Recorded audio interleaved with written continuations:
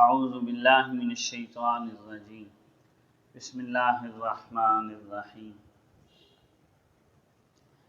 یا ایہا الناس اعبدوا ربکم الذی خلقکم والذین من قبلکم لعلکم تتقون الذی جعل لکم الارض فراشا والسماء بناء وانزل من السماء ماء فاخرج به من الثمرات رزقا لکم فلا تجعلوا للہ اندادا وانتم تعلمون صدق اللہ. معزز سامعین، قرآن کریم کی پہلے دو رکوعوں میں انسانوں کو 3 گروہوں کے اندر تقسیم کیا گیا. ہمیں کچھ انسان وہ ہوں گے جو اس کلام کو قبول کر کے اس کے مطابق عمل پیرا ہوں گے اور تقوی سے اپنے آپ کو آراستہ کریں گے.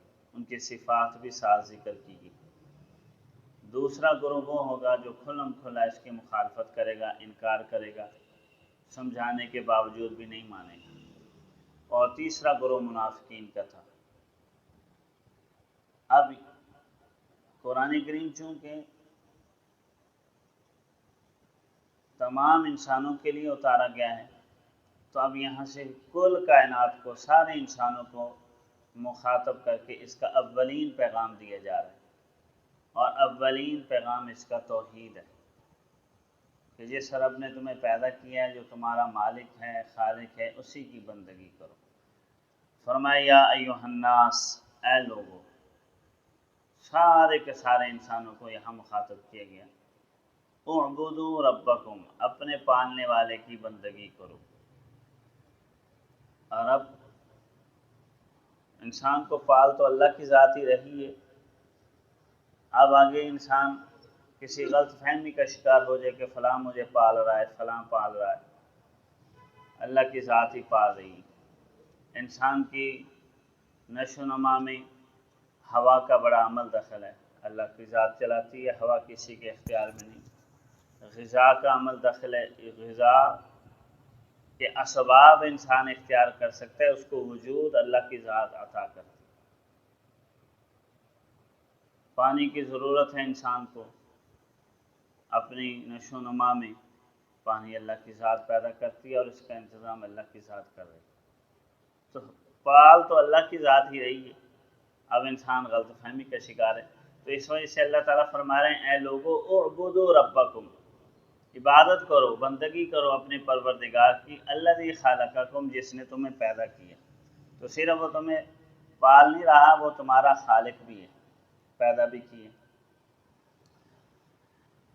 اور یہ ایک بات یہاں یہ بھی سمجھائی گئی ہے کہ انسان کا خلق ہوا ہے، نیست سے ہست ہوا ہے، عدم سے اس کو وجود عطا کیا گیا. یہ نہیں کہ پہلے کوئی اس کا مادہ تیار ہوا تھا، اس میں اس کی شکل و صورت کو تبدیل کر کے اس کی حیت بنا دی گئی. نہیں، ہمارا کچھ بھی نہیں تھا. سورہ دہر کے اندر ہے هل اتى على الانسان لم حین من الدہر لم یکن شیئا مذکورا، کہ انسان کے اوپر ایک ایسا وقت گزرا ہے کہ اس وقت میں یہ کوئی قابل ذکر چیز نہیں تھا، اس کا تذکرہ ہی نہیں تھا. بس اللہ نے اس کو وجود دیا تو اس کا تذکرہ شروع ہو. تو ہست سے، نیست سے اس کو وجود عطا کیے گئے.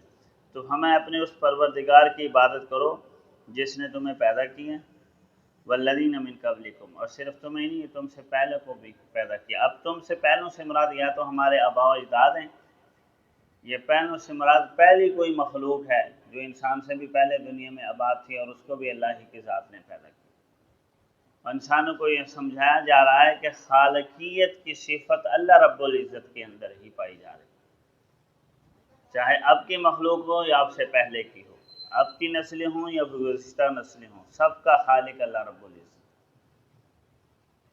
اور فرمایا اس کا تمہیں ثمرہ یہ ملے گا لعلکم تتقون، تم متقی بن جاؤ. تقوی کا رستہ بغیر توحید کے انسان نہیں طے کر سکتا. ہمیں تمہیں بندگی کرنی پڑے گی اپنے ہی پروردگار کی، جس نے تمہیں پیدا کیا ہے، تمہارا خالق ہے، مالک ہے، اور تم سے پہلی نسلوں کو، تمہارے آباء و اجداد کو، تم سے پہلی مخلوقات کو بھی اسی ہستی نے ہی پیدا کیا. تو جب بندگی کرو گے تو متقی بنو گے. اس کی توحید کے قائل ہوگے تو تقوی کی صفت سے آراستہ ہو، اور تقوی کی صفت سے آراستہ ہوگے تو قرآن کریم کا پورا پورا فیض تمہیں ملے گا، وگرنہ نہیں مل سکتا۔ مزید اللہ رب العزت جس طریقے میں خلق میں اللہ کے ساتھ کوئی شریک نہیں، اللہ نے خلق کیا نا انسان کو، اللہ کے ساتھ برابری میں شریک ہونا تو دور کے پاس ہے، خلق میں اللہ رب العزت کی ذات کا کوئی معاون بھی نہیں ہے۔ تنہا اس ذات نے ہمیں پیدا بھی کیا ہے اور وہ ہمیں پال بھی رہا ہے اور انسان کی ضروریات کو بھی پورا کر رہا ہے۔ اسی وجہ سے آگے فرمایا جا رہا ہے کہ الذی جعل لکم الارض فراشا، اللہ کی ذات وہ ذات ہے جس نے تمہارے لیے زمین کو بچھونا بنایا، فرش بنا دیا۔ بچھونا بنانے کا مطلب یہ ہے کہ تمہارے پاؤں کے نیچے ہے، تم اس پر چلتے پھرتے ہو، نہ اتنی پلپلی ہے کہ دھنس جاؤ، نہ اتنے سخت ہے کہ بیٹھنا بھی دشوار ہو جائے، تمہارے فائدے کے لیے۔ وَالسَّمَاءَ بِنَاءً، اور اسی نے تمہارے لیے آسمان کو چھت بنایا۔ انسانی جسم سے اوپر جو کچھ ہے سب چھت ہی ہے، اور آسمان اتنی وسیع چھت ہے کہ اس کی بلندیوں تک کوئی نہیں پہنچ سکتا، نہ کوئی راکٹ لانچر پہنچے ہیں، نہ پرندوں کی مخلوقات پہنچی ہیں، نہ کوئی جہاز اس چھت تک نہیں پہنچ سکتا۔ انسان چھت بناتا ہے اپنے حساب سے کہ اتنی اونچی بناؤ کہ اس میں کوئی چیز لگ نہ جائے، تو اللہ رب العزت نے اپنے شان چھت بنائی۔ تو نیچے سے انسان کو زمین سنبھالے ہوئے ہے، اوپر سے اس کے اوپر آسمان ہے، صاحبان کی طرح اللہ رب العزت نے اس کے اوپر قائم کر دیا۔ مزید فرمایا وَأَنزَلَ مِنَ السَّمَاءِ مَاءً، اور اسی نے اتارا ہے آسمان سے تمہارے لیے پانی۔ اوپر سے پانی آ جاتا ہے، اس وجہ سے آسمان کا لفظ آ گیا، وگرنہ بادلوں سے آتا ہے، تو ہے تو وہ بھی آسمان ہے۔ انسان قد سے اوپر جو کچھ ہے سب سما کا لفظ اس کے لیے بولا جاتا ہے عربی زبان۔ فَأَخْرَجَ بِهِ مِنَ الثَّمَرَاتِ، بس اسی پانی کے ذریعے اللہ نے پھل نکالے، ثمرات نکالے، رزق لکم، تمہارے رزق کے لیے۔ اب دیکھیں رزق اور رزق کے جو اسباب ہیں، ہوا ہے، زمین ہے، آسمان ہے، بارشوں کا نظام ہے، اور اس کے ذریعے غذا کا نظام، سب اللہ رب العزت کا پیدا ہے۔ تو ہمیں آسمان تمہارے لیے بنایا، زمین تمہارے لیے بنائی۔ اچھا، اس میں اس آیت کے اندر مفسرین نے ایک بات یہ بھی لکھی ہے، آسمان و زمین اور ساری نباتات اور غذائیں انسان کے لیے پیدا کی گئی، انسان اس کائنات کا مخدوم ہے، باقی ساری کائنات اس کی خادم ہے، اس کی خدمت کر رہی ہے۔ زمین انسان کے لیے بنائی گئی ہے، آسمان انسان کے لیے بنایا گیا، اور پھل نباتات وغیرہ اس کے لیے اگائے گئے ہیں، بارشوں کا نظام اس کے لیے، میں تمہارے لیے سب کچھ اللہ نے پیدا کیا، اور تمہیں انسان کو اللہ تعالیٰ نے اپنے لیے پیدا کیا کہ میری بندگی کرو۔ تم مخدوم کائنات ہو، خادم نہیں، خادم باقی کائنات۔ اب یہاں معاملہ الٹ ہو گیا، یہ جو مخدوم کائنات ہے نا، یہ کبھی درخت کے آگے جا کر سجدہ ریز ہو جاتا ہے، کبھی پہاڑوں کو پوجنے لگ جاتا ہے، کبھی آگ کو خدا بنا بیٹھا ہے، کبھی جو ہے نا آکاش دیوا دھرتی ماتا کے گن گاتا ہے۔ سب مخلوقات کے آگے یہ جھک رہا ہے، اور جس نے حقیقتاً اس کو پیدا کیا ہے اور ساری کائنات کو اس کی خدمت میں لگا دی ہے، اس کے آگے جھکنے کے لیے تیاری ہے۔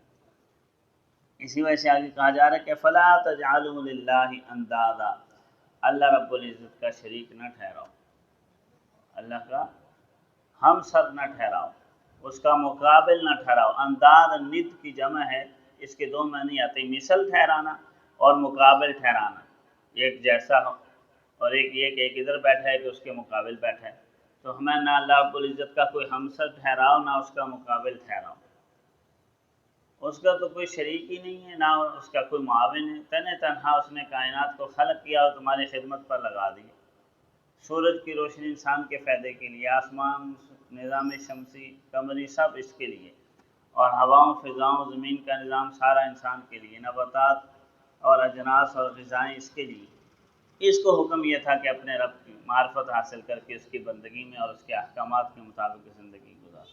میں فَلَا تَجْعَلُوا لِلَّهِ أَنْدَادًا، اللہ کا شریک نہ ٹھہراؤ، وَأَنْتُمْ تَعْلَمُونَ، درا حال کہ تمہیں پتہ بھی ہے، یعنی ذرا سی عقل سے کام لو تو توحید تمہیں علم میں بھی ہے، تمہارے علم میں بھی ہے، تمہیں سمجھ بھی آ جائے کہ واقعی اللہ رب العزت ہی اس کائنات کے تنہا مالک ہیں، خالق ہیں، انسان کی ضروریات کو پورا واقف بھی ہیں اور اس کو پورا بھی کر رہے ہیں۔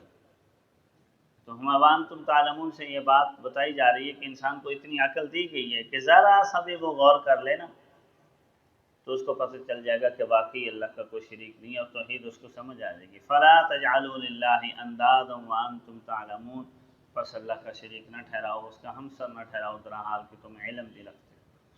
اللہ رب العزت کی ذات ہمیں توحید کا کامل علم نصیب فرمائے اور قرآن و سنت کی ان تعلیمات کو سمجھنے اور عمل پیرا ہونے کی توفیق عطا فرمائے۔